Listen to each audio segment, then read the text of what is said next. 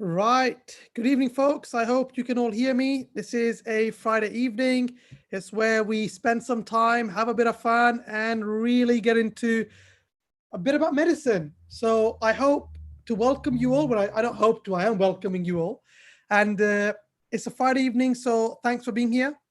And for those of you who don't know me, my name is Fahim. I'm a pharmacy prescriber and was voted Pharmacist of the Year 2019 and 2021, which is some great news for all of us. And I'm doing this on behalf of Amy's Pharmacy.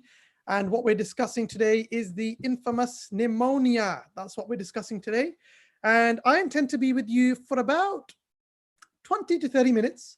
I don't think it'll take that long because this is going to be straightforward. And once I've explained some very, very basic concepts, you are going to have a great understanding of pneumonia. Thank you to Amy's Pharmacy for giving me this opportunity. I hope you can all see the slides. But just a quick disclaimer, very important for you all folks to remember that we are doing this for educational purposes. And I'm just going to get this right. Sorry. Yeah, we're doing this for educational purposes. So please, anything that I mention here, this is only for educational purposes. And if you have symptoms or signs that may suggest you have an pneumonia, or if you have any problems, visit your pharmacist. And you can simply do that by walking into your local chemist, or let me just remove this bits and bobs, or go and see your GP or your nurse. So that's very, very important to remember. But we're going to be going through some stuff, and I'm hoping to have a great time. So thanks very much for being here, folks. The plan is probably 5 minutes, quick introduction. We then get into pneumonia itself. We look at the signs, we look at the symptoms. This is going to be such a great lecture because once you understand these concepts, so easy after this. So, it's going to be great. So let's crack right into this. And as you can see, I'm using this new tool. I'm using this pointer tool, which I really like. So there's me, as you can see, look quite similar to that. And absolutely, we started Amy's in 2010 in Bicester. We had a first branch in 2012, the second branch in 2016. As you can see, I've won a couple of awards here and there, so things seem to be going well. And what we're discussing with you folks today is all this. We're going to be looking at, for you to have an understanding of what is pneumonia. And with COVID and all these other respiratory problems, you hear the term pneumonia. So we'll be going to discuss basic pneumonia, summarize some basic causes, how you get it, how we treat it, and leave any question that you have in the comments itself. So this is a very general overview. I don't intend to go into huge depth. I just want it to be a very basic understanding so we can enjoy a Friday night. We don't have to spend hours worrying too much about pneumonia. But remember, everything that I say today, there is a lot more to it. There's a lot more to it, and we cover that part of my Medlin teaching in a lot more depth. So just keep that in mind. But let's look at some basic things about the human body. Let's look at what we say anatomy, and anatomy refers to structure, being able to name and label parts. And that's what we're discussing here today. And what I'd like you to remember is the respiratory system. And this is just a bunch of parts of the body that are involved in moving air in, moving air out, making sure that air or oxygen can not only get in, but also can move across to different parts of the bodies, to our cells. And this whole system is known as the respiratory system. So what we're dealing with here is this. We're dealing with moving air in and out. And we actually term that ventilation. So ventilation. We're also dealing with this air that's moving in and out to then go into the blood. So we call this movement of gases. Let's say that movement of gas. And essentially we're talking about taking in oxygen, removing carbon dioxide. So we have this movement of gas, and I don't want to get into diffusion and all this stuff. Let's just make it easy. We then have the blood, or the cardiovascular system, which is to do with the heart and the blood. The blood then has to move these gases to the cells. And then we have the exchange with the cells. Look at that, so straightforward. Pretty straightforward, right? That's all that's happening. Air is moving in, air contains oxygen, carbon dioxide and bits and bobs, and your body's saying, we want to get rid of the carbon dioxide, so we're going to shift out the carbon dioxide, put in the oxygen, we're then going to put it in our vehicle, boom, boom, boom, and the vehicle happens to be the blood, and we transport it to the cells, How easy is that? How easy is that? And this is what's happening here. So air comes inside here. As you can see, air is coming inside here, and we're going into from the nose. And I encourage you to actually breathe through the nose. And the reason is because when you breathe through the nose, we have special protective mechanisms to protect the body. You must remember that your lungs are exposed to the outside. Think about it, when you're breathing all that air inside, you're exposed to the outside. So all the bacteria, all that rubbish, all that air, all that stuff can get inside to the lungs. So if you breathe through your nose, there's a higher chance that we can actually filter the air, as we say. So do you remember when you could sieve? If you were to have some flour, you put it inside that sieving, whatever it's called, and you can sieve, you can remove all the rubbish. Similar thing here. When you breathe through your nose, your body can sieve out all the rubbish and only let the stuff that we need to get inside. When you're breathing through your mouth, it's not the same, because we don't have that protection there. The nose has mucus. So let's look at some of the protection. We've got mucus, and this mucus contains various different proteins that help us. So that it contains lysozymes, not lysosomes, lysozymes, peroxidases. We're not going to get into that. It's too much science. It's a Friday evening. I need to stop. That is just way too much. But the point is, it contains mucus, and this mucus is what can trap dust, can trap particles inside. So great. So that's great for trapping. So great for trapping. This is great for trapping. We've also got tiny hair cells. So we've got these tiny hair cells. So we've got these tiny hair cells, and we call them cilia. So we've got these tiny hair cells, and these tiny hair cells are constantly pushing this mucus back. I'm going to change the color. So we've got these tiny hair cells that are constantly pushing this mucus back, and then with the aim that we could eventually swallow it into our throat, into the stomach. I know it's not nice. I know it's a bit gross, but your stomach just destroys everything. But remember, we don't want this to be swallowed into the lungs. None of that. You don't want that, because all that bacteria is going in your lungs. It's going to be a problem. So I'm just going to clarify that when you go, when you do that, and it's not nice, and you take all that mucus, you swallow it into the stomach. You don't put it into your lungs. If you put it into your lungs, that's how you get pneumonias. That's how we get this problem in the lungs. That's why people who are elderly, people who have a problem with coughing where they can't cough. Can you imagine? It can go down the wrong tube. Think about if food was to get stuck in the lungs, or part of the lungs, that all the parts that connect to the lung. Why do you cough? Because your body's like, stop right there. We're not having that. We're not having any food going in there. We're not having any mucus going in there. We're having no rubbish other than air going there, period. And remember, everything we talk about, there's a lot more depth to it, but I'm just trying to mention some concepts to you. So your hair cells are always getting rid of this mucus, and then they're trying to put it into the throat, into your stomach. Yucks. Believe it or not, we've got antibodies, and I'm sure you've heard these antibodies, IgG, IgM, and IgA. You've got antibodies that line all this part.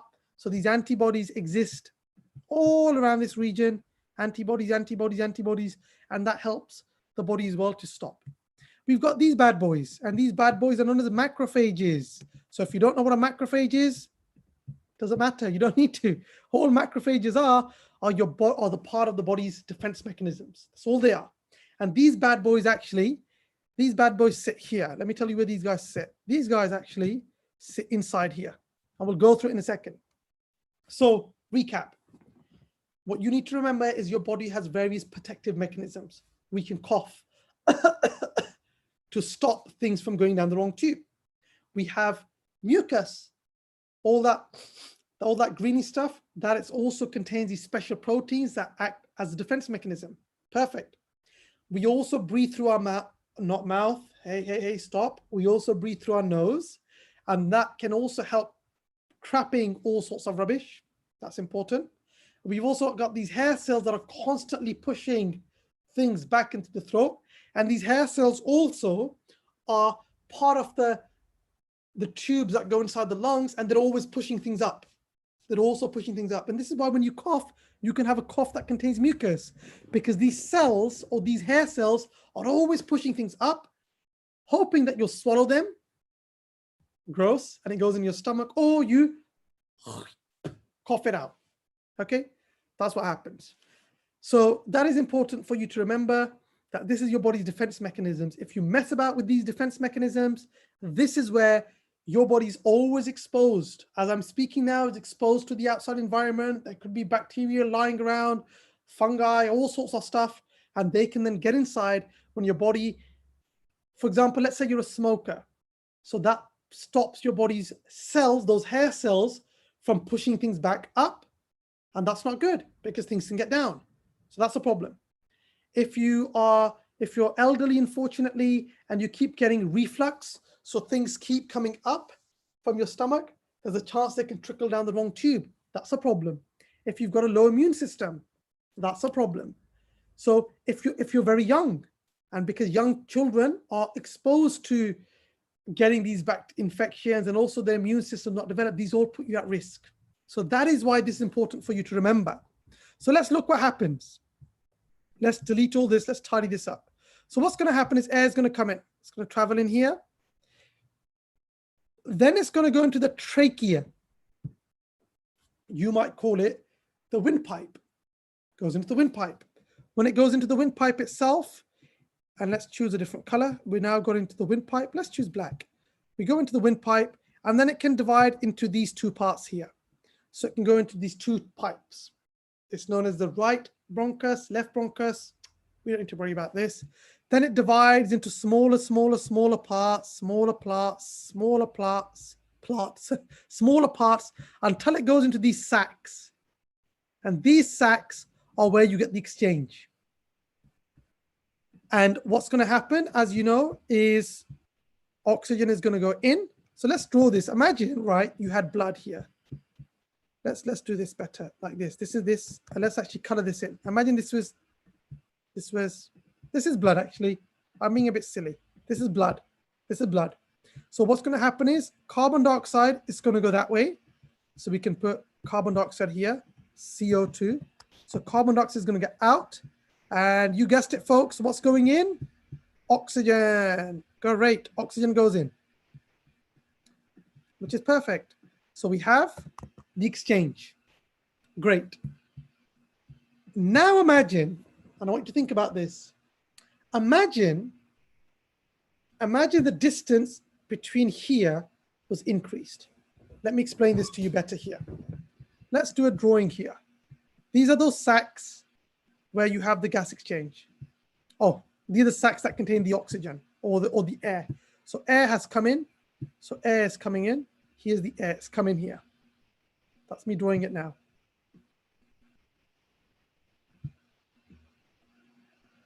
Okay.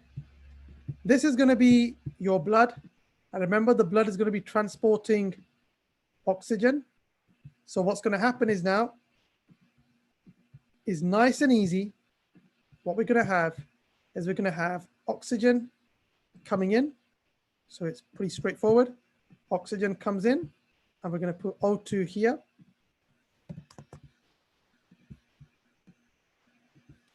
And what's going to happen is carbon dioxide is going to go out. And that part is straightforward. I'm sure you sat there thinking, why are you repeating yourself? I'll get to that in a minute. Now, one thing I wanted to tell you, that the distance between that these gases have to travel is very little distance. I don't have space to write this. I'm just going to go here actually and write this here and go here and write this now. It is very little distance for gases to travel. And that's great because that's what we want. We want this transfer to be like this. Hurry up. Move. Move, move, move. We want it to be fast. Imagine if that distance was to increase. Imagine if actually what's happened is in here, we now have between these two, there's fluid. Imagine there's fluid between these two now. Or let's change the color to make it better to explain. Imagine for some reason there's fluid here. Your body has gone through your body has had to react to a possible infection, and there's a lot of fluid that's being leaked now because there's a problem here inside because you've had a bacterial infection, and fluid is now filling in here because you have to send your white blood cells there. And we can write this down that your body is now sending all these armies. So you've got white blood cells are going in because you've developed a problem in this sac. What do you think will happen to the exchange of these gases? Think about it. Imagine all I had to do was travel a short distance. So I have to travel a short distance, just there. And then all of a sudden there's just that much. And now there's so much fluid that there's a longer distance to travel. Do you really think that there's going to be that great movement of air and exchange of gases? No, there's not. There's going to be more time. There's going to be a problem. And your hungry cells are sat there and thinking, how long does it take for him to get the oxygen to us? Because we need to remove the carbon dioxide. Duh. If we keep having that carbon dioxide there, we're going to die. Hurry up, hurry up. This is why pneumonia is a bad, bad, bad disease. And we'll get into it in a second. You hopefully now understand what's happened is if you have a problem with this sac where the exchange has to happen because there's too much water inside or fluid. I'm using very general terms. When I mention water, I mean fluid, and I actually don't make, it's not actually fluid, it's we use other terms, but just for the ease, we'll just say fluid, okay? We normally would say transudate, exudate, but we're gonna ignore those terms for now. So if you've got all this fluid that's now blocking the path, that's a problem for you. Imagine think about it like when you gain weight. When you gain weight, imagine how much distance, this is a bad example, but imagine how much distance a knife would have to travel to get to your organs. More cushioning, right? So same thing here. There's now so much fluid, the gases just can't move. And if the gases can't move, your cells are sat there thinking, hello, hurry up, we need to exchange, there's a problem. And this is what happens with pneumonia. Pneumonia is a condition where you end up having inflammation. And remember, inflammation is your body's response to damage, trauma, infection. And you end up having this inflammation as a result of an infection of the lungs. And the infection can be bacterial, viral, or fungi. Most common, to be honest, is bacterial. Bacterial is most common. Most common is bacterial. But now what we're finding with this condition, COVID, is we are getting viral pneumonia as well. Because remember, all a pneumonia is your body's response to these foreign invaders. So imagine these folks, and we can actually draw these guys out, and we can draw them here. And these guys are just coming in. They've got nothing better to do. And here they are. They're coming in. And there they are. They're smiling. They think it's a Friday night. Fantastic. We're going to have a party. And they're having a party. And what's happening is your body has to react to these guys. Your body has to react to these guys. There they are. Your body has to do something about that. So your body is going to say, great, no worries. We're going to send our troops inside. So your body sends its troops inside. But when your body sends its troops inside to deal with this guy, there's a problem. Is that your body's releasing all these proteins, blood, fluid, the distance that has to be traveled now increases. There's a problem. So how do you get this pneumonia? Number one, it's actually quite remarkable why we all don't get pneumonias all the time. And you might think, I think he's lost the plot. Why would he say that? Because when you're sleeping, there is always some secretions or some amounts of stuff in the mouth that can make its way inside the lungs. We call that aspiration, a microaspiration. It's going in, it happens to all of us. As you're asleep, some stuff does get inside. But the way your body's been designed, it's mind-blowing that your defenses can hold on. And remember I mentioned these guys, macrophages, these bodyguards, these guys are there as well. So it's okay. When there's small amounts, your body can deal with it. No worries, we can fight that. Sometimes elderly people, unfortunately, all the stuff in the stomach, and remember your stomach's got all sorts of stuff in there. All that KFC, all that McDonald's, all that bacteria. That's right, folks. All that 1, 2, 3 rule, when you drop something, say, 1, 2, 3, pick it up and eat it, it's all going inside. So we don't want that in our lungs. But unfortunately, it can happen if you start to have these problems with reflux. And elderly people are more at risk. If you have a low immune system, you can see what happens is then your body has to deal with it. Your body has to send the troops there. But as it sends the troops there, you've got all this liquid, you've got all this stuff, and the distance that it has to travel, the gases, is now increased.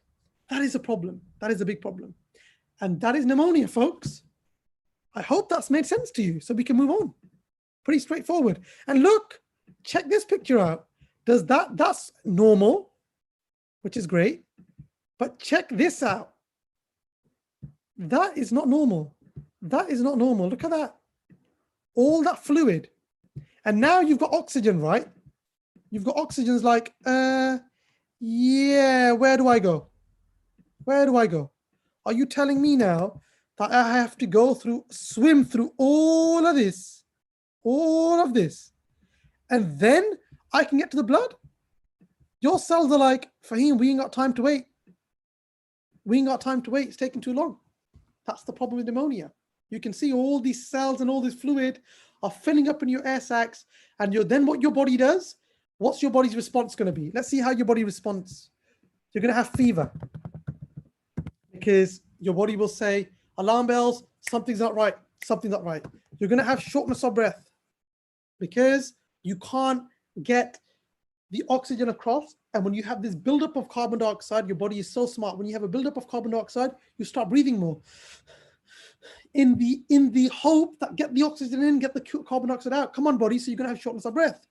You're going to have chills. You're going to feel cold. Like, I don't feel well, I feel cold. Your heart rate will increase. Your heart rate could increase because your body is thinking, okay, how do I quickly get this oxygen? I need to transport this blood. Something isn't right. Something isn't right. If your respiratory rate goes up, right, I mean, your breathing has gone up. The body thinks, okay, I have to keep this oxygen moving. Let me keep transferring. So you get heart rate increase. You may have chest pain. So when you breathe in and out, you may have chest pain. So these are just some features I've mentioned. Some people are walking around with pneumonias, have no features, believe it or not. Yes. So some people don't have any features. They could be asymptomatic or what we call atypical pneumonias. But we won't get into that Friday night. We're not getting into atypical pneumonias on a Friday night. We're going to look at the common features. You're going to get fever, shortness of breath, chills. Your heart rate will increase. You're going to have chest pain. Something isn't right. And if you're a smoker, so let's look at some people are more at risk. You're a smoker, not a good thing. It can affect your immune system. If you've got AIDS, HIV, affect your immune system. If you're elderly, so above the age of 65, for example, so you're at risk. If you've got asthma, or you've got maybe you've got COPD, where you've got other lung problems, so you've already got lung problems. These are all things that put you at risk. And there's a whole list. I mean, you could have certain medicines. You could have, like a ventilator, for example, can put you at risk. There's all sorts of stuff that can put you at risk, but you just got to understand why it happens and what the cause is. So again, it's a killer. And there's many different types. You have community-acquired pneumonia, hospital-acquired pneumonia. So this is where you've developed a pneumonia. And remember, all a pneumonia is a lung inflammation, normally caused by infection. Infection. And this infection can be because of bacteria, virus, or fungi.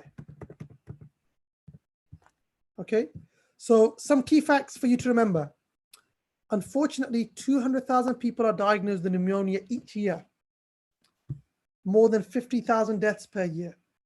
Accounts for 15% of all deaths in children under the age of 5. That is huge in the world. That is huge. Pneumonia is a killer. It's a killer. It's a killer. That's what I'll say. It's terrible. And unfortunately, those who suffer with pneumonia, the body never is the same. So again, I just wanted to list some reasons. Older than 65, cigarette smoking, you're not eating well, you have other lung problems, You have other medical conditions like you have reflux, or you're diabetic, or you're suffering with certain cancers, low immune system, as you mentioned. You have difficulty coughing, because remember, the coughing is important. Anything that shouldn't go in, your body will say, Fahim, cough, cough, cough, cough. And that's why. If you've had recent viral infections, again, because your body could be dealing with a viral infection, and then bacteria thinking, I'm just going to slide right in. I'm just going to slide right in. You've seen that where you have the wingman. If you ever know about this, when you've got your friend, and actually ignore this. I'm not going to get into my uni days. Forget this. Let's just focus on this. So again, your body can be disturbed as a result of this. So these are some of the features: loss of appetite, low energy, fatigue, nausea, vomiting, diarrhea. Look at what else, everything you can have. Coughing that may produce phlegm, chest pain. Just have a look at all the features you can develop. It could be any one of them. You may develop shortness of breath, fever, feeling cold, confusion, especially elderly, headache. You can see that you could get any one of these and you could have a pneumonia. So that's why it's important to always seek the right medical attention. Speak to your pharmacist. And the treatment is, believe it or not, antibiotics is the treatment. And it very much depends on what we think the cause is. We normally have to do x-rays, and we normally do various examinations, but the treatment is normally antibiotics. But not every cough, not every mucus-producing cough is a pneumonia, folks. So we don't give antibiotics all the time, because if you keep taking antibiotics when you don't need them, guess what? They're not going to work. So please, please, please, please, please protect our antibiotics, because they support us. They help us when we need them. Don't always ask your pharmacist or your nurse or doctors, give me antibiotics unless you need them. If you need them, we will give them. So antibiotics is a normal treatment for this. And we try to confirm this by doing x-rays and bits and bobs. So yes, in this case, if we need to, we will prescribe you antibiotics. Normally people start feeling well within 4 to 5 days once they've started the antibiotics, but we need to keep a close eye on you. In terms of summary, I just wanted to just get through that this is dangerous, folks. This is dangerous, requires prompt treatment, seek medical care, speak to your pharmacist, speak to your nurse, speak to your doctor, but make sure that you are aware of what, why this happens. So just a quick recap. Remember, the whole purpose of this is to get air in to the body. Then we have to move this air somewhere. There's no point taking it in and taking it out. What's the point of that? It's got to come in. We have to have the transfer of gases. You come in, we transfer, we then take it to the cells. Everyone's happy. If there's any problem there, it's not good. So I want to wish you all a absolutely wonderful Friday. Stay safe, subscribe, like the YouTube channel. Enjoy yourself, folks. And next week we'll be doing another video. Thank you very much for being here. And if you've got any questions, write them on the chat. I will intend to answer them. And as I mentioned, follow, subscribe, and like. Thank you for watching. Stay safe.